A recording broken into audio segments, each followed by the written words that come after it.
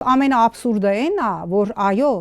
ադրբեջանական քաղաքական իստեբլիշմենտն է այսօր քննարկում, թե Նիկոլին քանի ձայն է պակասում սահմանադրական մեծամասնություն ստանալու համար եւ հուշում է, ուղղորդում է, ասում է դե մենք վստահ ենք, որ Նիկոլ Փաշինյանը կկարողանա խորհրդարան անցած ընդդիմադիր ուժերից այդ ձայնը ստանա, ուստի այստեղ շատ կարեւոր է, որ եթե մենք կարծում եմ դրան կգանք, քաղաքական ուժերը վերցնում են մանդատները, այնքան ոսկերչական աշխատանք ունեն իրենք անելու, որ մարդագողություն չլինի,